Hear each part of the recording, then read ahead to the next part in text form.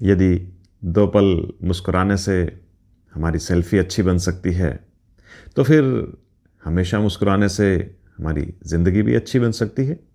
नमस्कार, मैं हूँ नवीन नंदा और स्वागत है आप सभी का जीवन जीने की कला यानी आर्ट ऑफ लाइफ सीरीज़ के इस तीसरे वीडियो में, जहाँ मैं छोटी-छोटी कहानियों, किस्सों के माध्यम से जीवन जीने की कला के ऊपर एक संदेश दे रहा हूँ।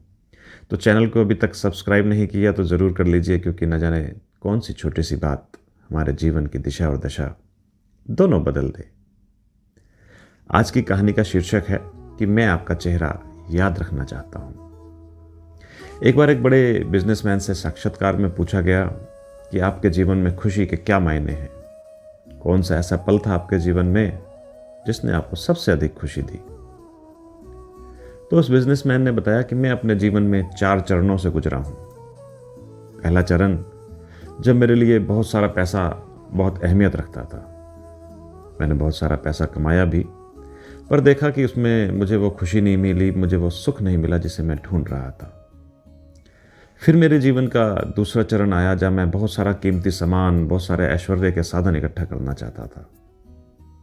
सब साधन भी इकट्ठा हुए, पर मैंने देखा कि उनमें भी वो खुशी अस्थायी थी। कीमती चीज़ों की चमक कुछ ही देर चमकती है। फिर मेरे जीवन का तीसरा चरण आया, जब मैंने अपना बिजनेस बाहर के देशों में एक्सपेंड करना चाहा। मेरा बिजनेस एक्सपेंड भी हुआ, मैं बिलियनियर बन गया, लेकिन उसमें भी मैंने देखा कि ज़िंदगी की भागा दौड़ी ही रही। ज़िंदगी में सच्चा सुख और सच्ची शांति मुझे मिली नहीं, जिसे मैं खोज रहा था। जीवन के चौथे चरण में मेरे एक दोस्त ने मुझसे एक बार जिक्र किया कि एक विकलांग आश्रम में जाकर कुछ व्हील चेयर्स डोनेट करनी है।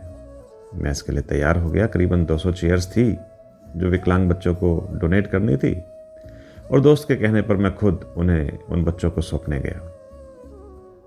यकीन मानिए, वहाँ जाकर जो नज़ारा देखा कि व्हील चेयर्स पाने के बाद वो विकलांग बच्चे ऐसे दौड़ रहे थे, चेयर्स पे बैठ के ऐसे कूद रहे थे, ऐसे घूम रहे थे, खुशी में नाच रहे थे कि जैसे उन्हें एक नई जिंदगी मिल गई हो।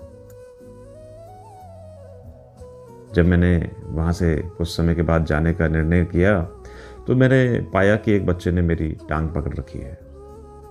मैंने स्वाभाविक रूप से अपनी टांग छुड़ाने की कोशिश करी, तो उस बच्चे ने और कस के पकड़ ली।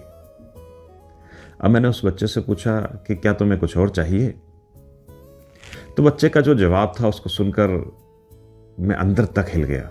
न केवल उसने मेरे मन को झकझोर दिया, बल्कि जीवन के प्रति मेरे दृष्टिकोण को भी बदल दिया।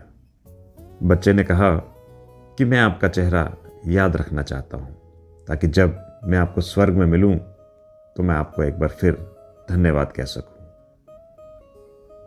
सही मायने में इस जवाब ने जीवन के प्रति मेरा दृष्टिकोण ही बदल दिया। तो इस कहानी का अर्थ यह है कि हमें अपने अंतर मन में झांकना चाहिए। हमें यह देखना चाहिए कि इस जीवन को, इस संसार को और इस सारी संसारिक गतिविधियों को छोड़ने के बाद हमें किस काम के लिए याद किया जाएगा। क्या कोई हमारा चेहरा वहां पर दोबारा देखना चाहेगा जहां पर यह सब मायने रखते हैं? आइए आज से जीवन के प्रति अपने दृष्टिकोण को बदलते हैं, चीज़ों को सुंदर बनाते हैं, चीज़ों को सकारात्मक बनाते हैं और चीज़ों को सृजनात्मक बनाते हैं। Thank you very much. God bless you.